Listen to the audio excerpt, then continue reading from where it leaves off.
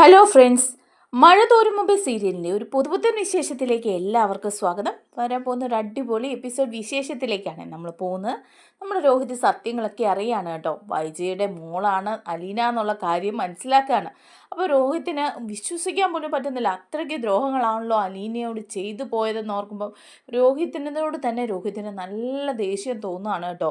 ഇതെല്ലാം നമ്മുടെ ബാലചന്ദ്രനാണ് കേട്ടോ രോഹിത്തിനോട് പറഞ്ഞു കൊടുക്കുന്നത്. സ്വന്തം അമ്മ പിഴച്ച് പ്രസവിച്ച മോളാണ് അലീന എന്നുള്ള വിവരം അറിയാണ് രോഹിത്തിന് അലീനയോട് ബഹുമാനം കൂടുകയാണ് ചെയ്യുന്നത്. എല്ലാ സത്യങ്ങളും അറിഞ്ഞിട്ടാണല്ലോ അലീന ചേച്ചി തന്നോട് ഇതൊന്നും പറയാതിരുന്നത്. താൻ അങ്ങനെയൊക്കെ ദ്രോഹം ചെയ്തപ്പോഴും ചേച്ചിക്ക് ഈ വിവരമൊക്കെ അറിയാമായിരുന്നല്ലോ എന്നൊക്കെ ഓർക്കുമ്പോൾ രോഹിത്തിന് നല്ല വിഷമവും തോന്നുന്നുണ്ടേ. എന്നാൽ ബാലചന്ദ്രൻ ഗത്യന്തരമില്ലാതെ രോഹിത്തിൻ്റെ ചോദ്യത്തിന് മുമ്പിൽ പതറിപ്പോവാണ്. അങ്ങനെ പറയാതിരുന്ന ഇനിയും ശരിയാവില്ല എന്ന് മനസ്സിലാക്കിയിട്ടാണ് കേട്ടോ ബാലചന്ദ്രൻ അതിനെക്കുറിച്ച് രോഹിത്തിനോട് പറയുന്നത്. ആ ഒരു വിശേഷങ്ങളിലേക്കാണ് നമ്മൾ പോകുന്നത്. നമ്മുടെ വീഡിയോ ഇഷ്ടമായ ലൈക്ക് ചെയ്യണം, ഹൈപ്പ് ചെയ്യണേ, ചാനൽ കൂടി ഒന്ന് സബ്സ്ക്രൈബ് ചെയ്ത് സപ്പോർട്ട് ചെയ്യണേ. അങ്ങനെ അലീന അവിടുന്ന് പോയി കഴിയുമ്പം എല്ലാവർക്കും നല്ല വിഷമമൊക്കെയാണല്ലോ. ബാലചന്ദ്രനും നല്ല ടെൻഷനുണ്ട് അലീനയുടെ കാര്യം ആലോചിച്ചിട്ട്. അലീന അവിടുന്ന് പോയി കഴിഞ്ഞതിന് ശേഷം ഇടയ്ക്കൊക്കെ ബാലചന്ദ്രൻ അലീനയെ കാണാൻ കുളത്തൂപ്പുഴയ്ക്ക് പോകാറുണ്ട്. ബാലചന്ദ്രൻ അവിടെ ചെന്ന് അലീനയെ കണ്ട് വിവരങ്ങളൊക്കെ അന്വേഷിച്ചിട്ട് പോവുക പതിവായിരുന്നു കേട്ടോ. ഇടയ്ക്ക് രാവിലെ ഓഫീസിലേക്കെന്ന് പറഞ്ഞ് പോയിട്ട് കടയിലേക്കെന്നും ഒക്കെ പറഞ്ഞ് പോയിട്ട് ബാലചന്ദ്രൻ അവിടെ നിന്ന് പോയി അലീനയുടെ വിശേഷങ്ങൾ അന്വേഷിക്കുകയും സ്റ്റാൻലിയെ കണ്ട് സംസാരിക്കുകയൊക്കെ ചെയ്യാറുണ്ട്. അങ്ങനെ ഒരു ദിവസം രാവിലെ തന്നെ ബാലചന്ദ്രൻ രാവിലെ തൊട്ട് പോയിട്ട് അവിടുന്ന് കടയിൽ നിന്ന് ഇറങ്ങി ഗോവർദ്ധനെ താക്കോലൊക്കെ ഏൽപ്പിച്ചിട്ട് പോകുന്നുണ്ട് കുളത്തൂപ്പുഴയ്ക്ക്. അങ്ങനെ കുളത്തൂപ്പുഴയിൽ ചെന്ന് അലീനയുടെ വിവരങ്ങളൊക്കെ അന്വേഷിക്കാൻ കേട്ടോ. പക്ഷേ ഇത് നമ്മുടെ വൈജി അറിയുന്നുണ്ട്. പല പ്രാവശ്യമായിട്ട് ബാലചന്ദ്രൻ ഇങ്ങനെ കടയിൽ നിന്ന് പോവുകയും ഒക്കെ ചെയ്യുന്നത്. ഗോവർദ്ധനോട് കാര്യങ്ങളൊക്കെ ചോദിക്കുമ്പോൾ ഗോവർദ്ധൻ പറയുന്നുണ്ട്, സാർ ഇവിടെ വന്നിരുന്നു, അരമണിക്കൂറോളം ഇവിടെ ഇരുന്നു, അതിനുശേഷം എങ്ങോട്ടോ പോയി എന്ന് പറയുകയാണ്. അപ്പം ചോദിക്കുന്നുണ്ട് വൈജ, അതെങ്ങോട്ടായിരിക്കും പോയെന്ന് ചോദിക്കുമ്പോൾ കുളത്തുപുഴയിലെ റബ്ബർ എസ്റ്റേറ്റിലേക്കായിരിക്കും പോയത്, അവിടെ റബ്ബർ കമ്പനിയിലെ കാര്യങ്ങൾ നോക്കാൻ പോയതാണെന്നാണ് പറഞ്ഞതെന്ന് പറയുകയാണ്. പക്ഷേ അത് വൈജയ്ക്ക് വിശ്വാസമായില്ല. ഇടയ്ക്കിടയ്ക്ക് കുളത്തുപുഴയ്ക്ക് പോകുന്നത് അലീനയെ കാണാനാണെന്ന് വൈജയുടെ മനസ്സിലുണ്ട്. എന്തിനായിരിക്കും ബാലചന്ദ്രൻ എപ്പോഴും അലീനയെ കാണാൻ വേണ്ടി അവിടെ പോകുന്നത്? ഈ വീട്ടിൽ ഇതിനു മുമ്പും ജോലിക്കാർ പലരും നിന്നിട്ടുണ്ട്. അവരൊക്കെ പിരിഞ്ഞു പോയിട്ട് പിന്നെ ഇടയ്ക്കിടയ്ക്ക് പോയി അന്വേഷിക്കാറില്ല ബാലചന്ദ്രൻ. അലീനയെ മാത്രം കാണാൻ എന്തിനായിരിക്കും പോകുന്നത്? എന്തായാലും വന്നിട്ട് ആ കാര്യങ്ങളൊക്കെ ചോദിച്ചിട്ടേ ഉള്ളൂ എന്ന് വൈജയും വിചാരിക്കുകയാണ്. വൈജ മറ്റെന്തൊക്കെയാണ് കണക്കൂട്ടി വച്ചിരിക്കുന്നത് കേട്ടോ. അതേസമയം ബാലചന്ദ്രൻ അവിടെ പോയി അലീനയെ കണ്ട് കാര്യങ്ങളൊക്കെ അന്വേഷിച്ച് പെറുക്കി തിരിച്ചു വരികയാണ്.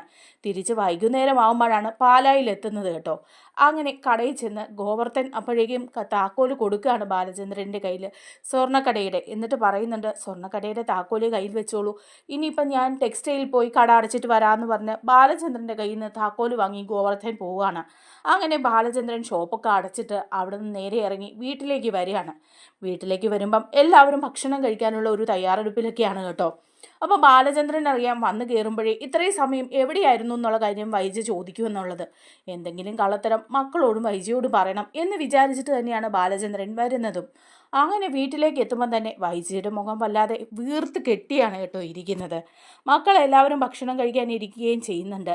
അപ്പോൾ ഉടനെ ചോദിക്കുന്നുണ്ട് കേട്ടോ നമ്മുടെ കൃഷ്ണമോള്, അച്ഛൻ ഇത്രയും സമയം എവിടെയായിരുന്നു? അച്ഛൻ രാവിലെ കടയിൽ കുറച്ച് സമയം ഇരുന്നിട്ട് മറ്റെവിടേക്കോ പോയെന്ന് അങ്കിള് പറഞ്ഞല്ലോ, അച്ഛൻ എവിടെയാണ് പോയതെന്ന് ചോദിക്കുക.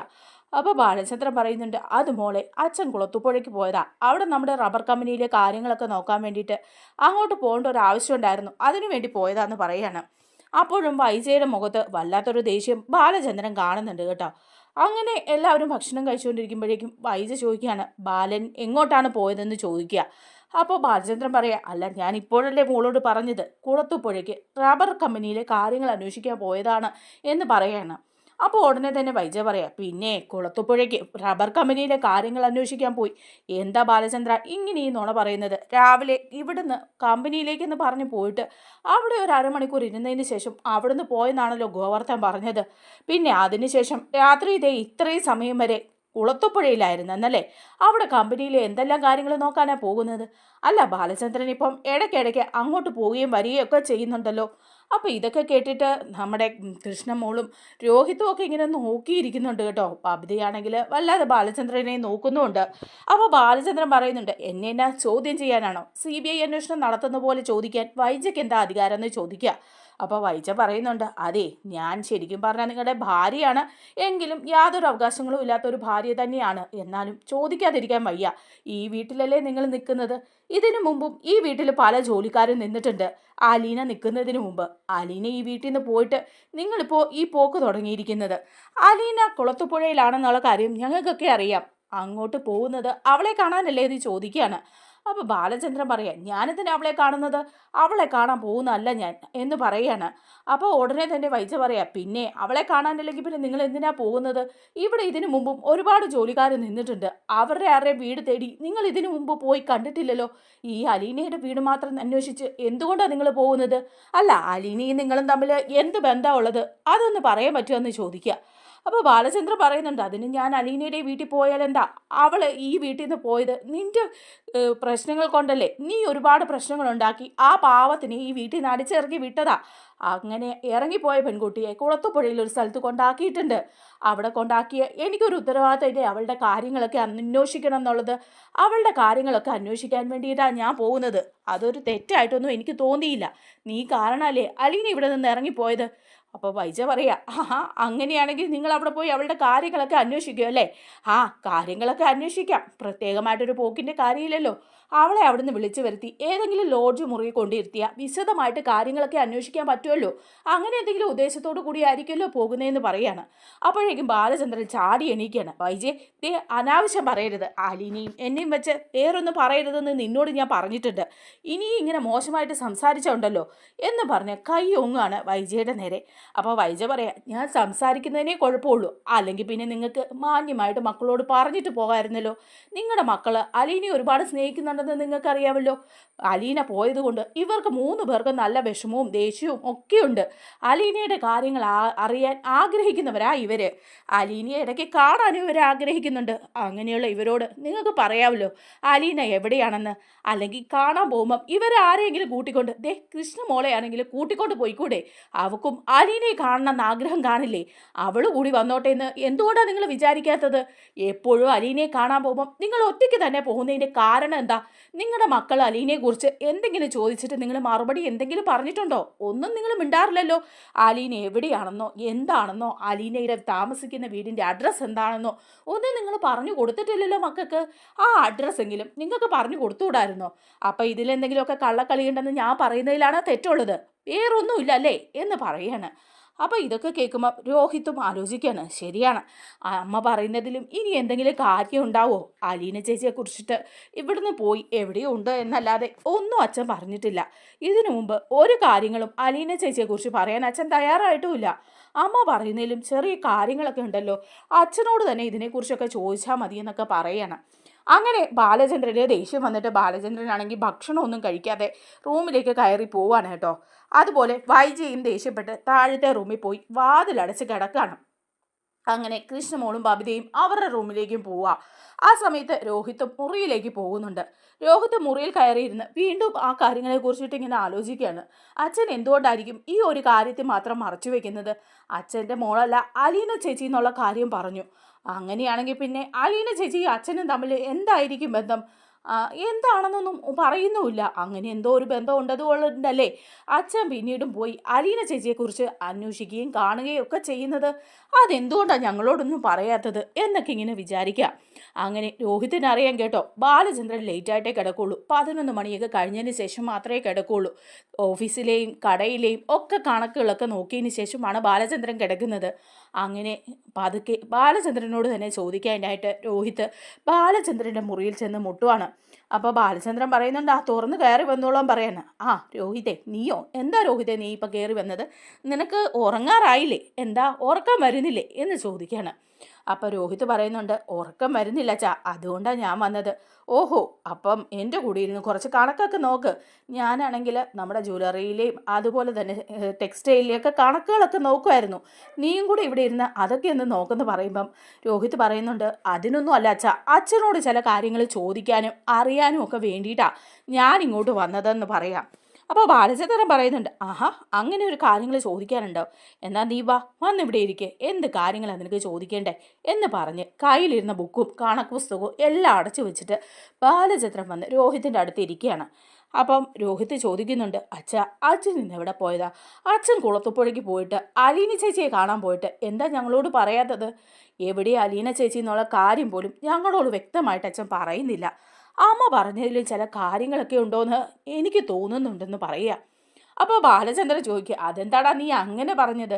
അലീനയും ഞാനും തമ്മിൽ അവിഹിത ബന്ധമുണ്ടെന്നാ നിന്റെ അമ്മ സ്ഥാപിച്ചെടുക്കാൻ നോക്കുന്നത്. അങ്ങനെ തന്നെയാണോ നിനക്കും തോന്നുന്നത് എന്ന് ചോദിക്കുക. അപ്പോൾ രോഹിത് പറയുന്നുണ്ട്, അതല്ല അച്ഛാ, അങ്ങനെ ഒരു കാര്യത്തെക്കുറിച്ച് ഞാൻ ചിന്തിച്ചിട്ടേ ഇല്ല. പക്ഷേ ഇതിൻ്റെയൊക്കെ പിന്നിൽ എന്തോ രഹസ്യമുണ്ടെന്ന് എനിക്കും തോന്നുന്നുണ്ട്. അതെന്താണെന്ന് അറിയാൻ ഒരു ആകാംക്ഷയും തോന്നുന്നുണ്ട്. കാരണം അലീന ചേച്ചി അച്ഛൻ്റെ മോളല്ലെന്ന് പറഞ്ഞു. അങ്ങനെയാണെങ്കിൽ പിന്നെ അച്ഛനും അലീന ചേച്ചിയും തമ്മിൽ എന്താ ബന്ധമുള്ളത്? ഈ വീട്ടിൽ നിന്ന് പോയതിന് ശേഷം അച്ഛൻ അലീന ചേച്ചിയെ കാണാൻ പലപ്പോഴും പോകുന്നുണ്ടെങ്കിലും ഞങ്ങളോട് ആരോടും ഒരു വിവരങ്ങളും പറയുന്നില്ല. പല പ്രാവശ്യം ഞങ്ങൾ ചോദിച്ചിട്ടുണ്ട് അലീന ചേച്ചി എവിടെയാണെന്നും ആ വീട്ടിലെ അഡ്രസ്സ് ഒന്ന് തരാൻ പറ്റുമോ എന്നും. അതുപോലും അച്ഛൻ തന്നിട്ടില്ല. പോകുമ്പം ഞങ്ങളെ ആരെയും കൂടെ കൊണ്ടുപോകുന്നുമില്ല. അലീന ചേച്ചിയെ കാണാൻ ഞങ്ങൾക്ക് ഒരുപാട് ആഗ്രഹമൊക്കെ ഉണ്ട്. അച്ഛൻ എന്തുകൊണ്ടാണ് അത് മറച്ചു വെക്കുന്നത്? അതറിയാൻ വേണ്ടിയിട്ടാണ് ചോദിച്ചതെന്ന് പറയാണ്. അപ്പം ബാലചന്ദ്രൻ പറയാണ്, അതിൽ ചില കാര്യങ്ങളൊക്കെ ഉണ്ട്. അലീനയെ ഞാനൊരു മോളെ പോലെ തന്നെ കണ്ടതെന്ന് നിങ്ങൾക്കറിയാമല്ലോ. അതിലപ്പുറം ഒരു ബന്ധവും ഞങ്ങൾ തമ്മിലുണ്ടായിരുന്നില്ല. പിന്നെ അലീന ഈ വീട്ടിൽ താമസിച്ചു. വൈജയുടെ പ്രവൃത്തി കൊണ്ട് അലീന ഈ വീട്ടിൽ നിന്ന് ഇറങ്ങിപ്പോകേണ്ടി വന്നു. അങ്ങനെ ഇറങ്ങിപ്പോകേണ്ടി വന്ന അലീനയെ മറ്റൊരു സ്ഥലത്ത് കൊണ്ടാക്കിയിട്ടുണ്ട്. അപ്പോൾ രോഹിത് ചോദിക്കുക, അതെവിടെയാക്കിയെന്ന് അച്ഛൻ പറ. അലീന ചേച്ചിയെ ഇവിടുന്ന് കൊണ്ടുപോയി എവിടെയാക്കിയത്? ഏതെങ്കിലും അനാഥാലയത്തിലാണോ ആക്കിയതെന്ന് ചോദിക്കാൻ. അപ്പോൾ ബാലചന്ദ്രൻ ആകെ കുടുങ്ങിപ്പോവാണ് കേട്ടോ. രോഹിത് പിന്നെയും ഓരോ കാര്യങ്ങളും ഇങ്ങനെ ബാലചന്ദ്രനോട് ചോദിച്ചുകൊണ്ടിരിക്കുകയാണ്.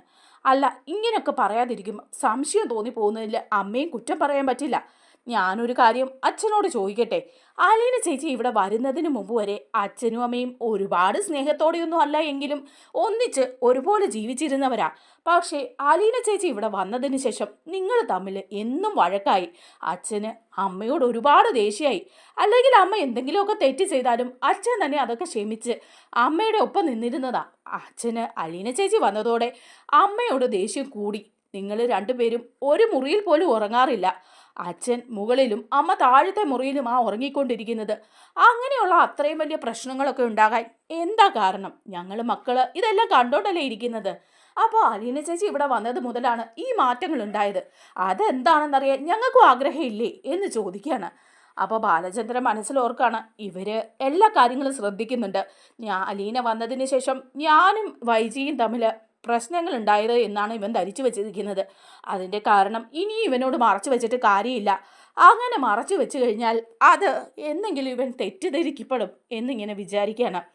എന്നിട്ട് ബാലചന്ദ്രൻ പറയാണ്, മോനെ, ഞാൻ കാര്യങ്ങൾ നിന്നോട് പറയാം.